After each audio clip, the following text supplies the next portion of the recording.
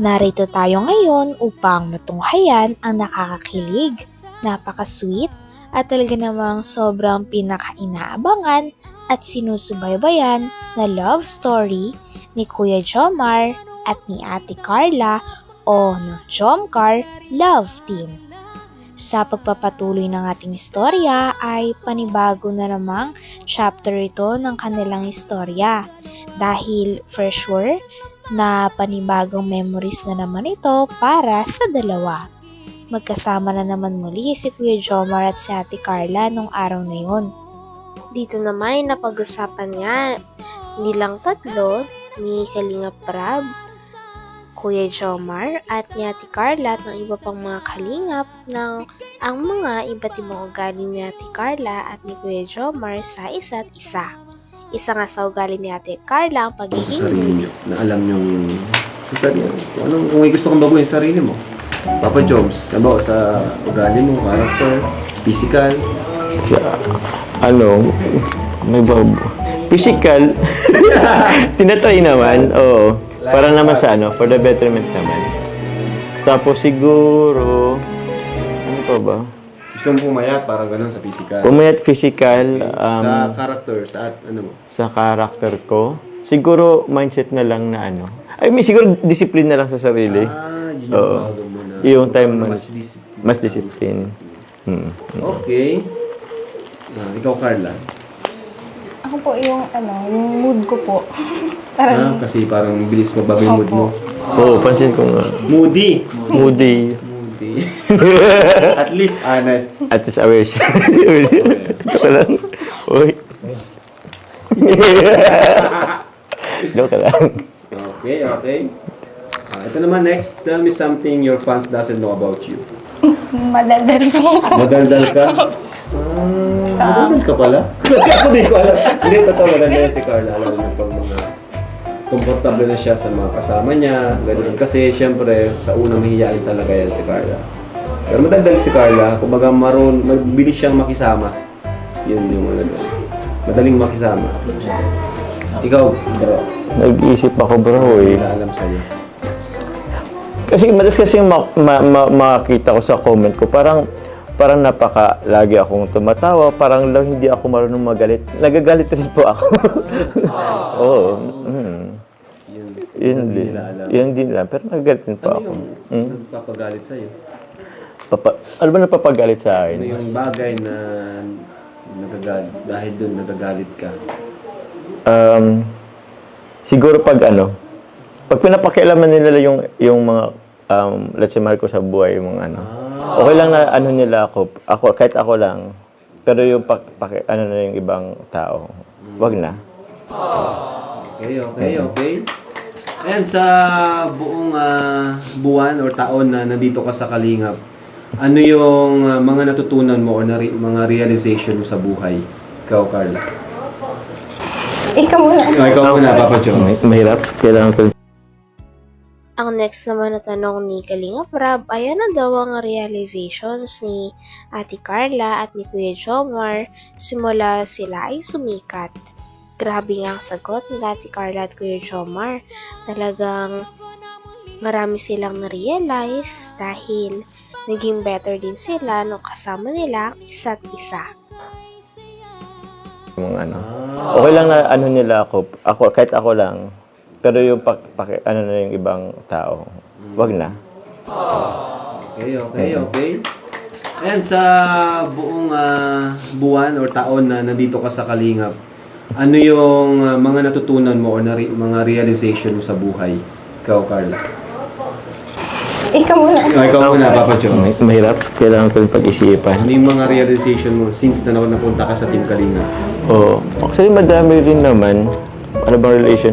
Siguro isa siguro yung we have to be thankful and grateful kung anong meron tayo. Kasi may mga ibang tao na they're not lucky enough, hindi dumarating sa kanila yung opportunity na hindi tulad sa atin na grabing opportunity, yung blessing. So, maging thankful po tayo sa anumang na-receive nating blessing.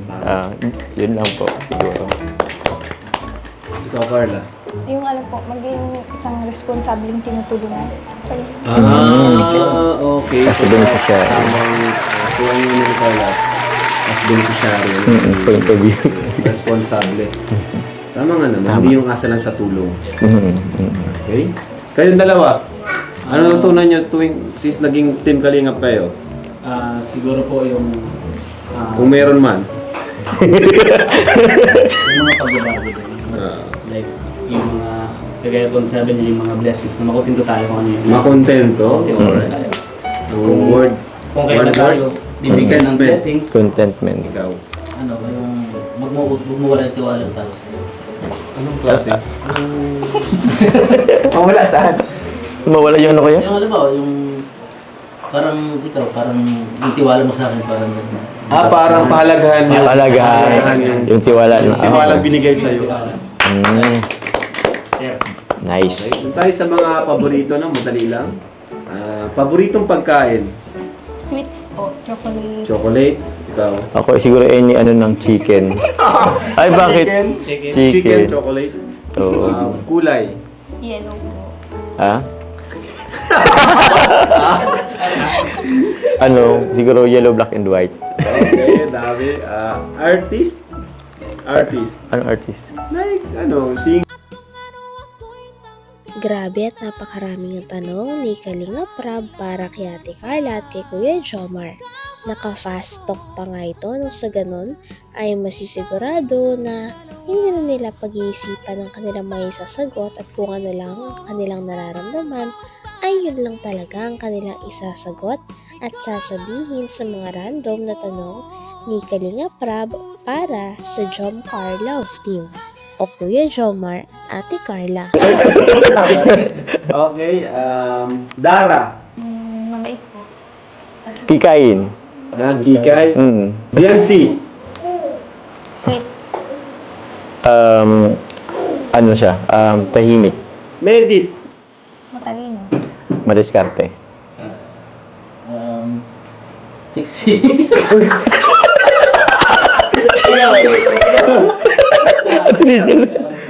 Madiskarte. David. Cute. Cute. Cute. Ay, Joy. Smiling po. Aray. Ano ba? Joy. Mapagmahal din sa pamilya. masayahin. Okay. Jomar. Pogi. Ay! Jomar? Ay, Wala, pero Carla. Carla?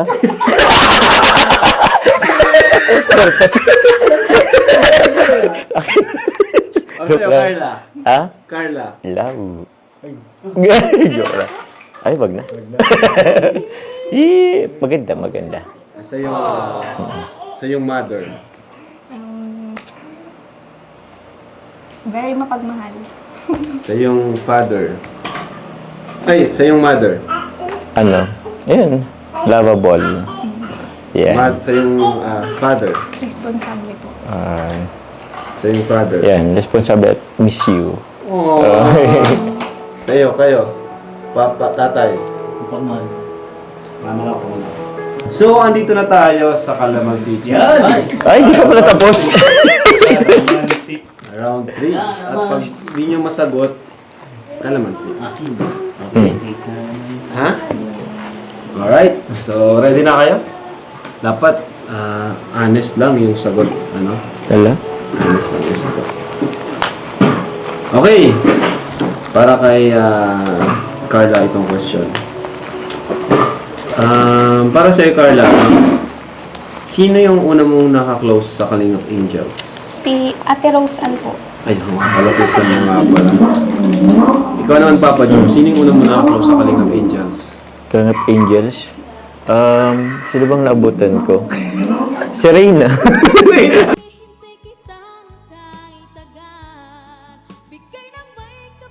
Hanggang dito na lamang muna ang ating nakakakilig, napaka-sweet at talaga namang sinusubaybayan at pinakainaabangan na love story ng Jomcar Love Team o ni Kuya Jomar at ni Ate Carla.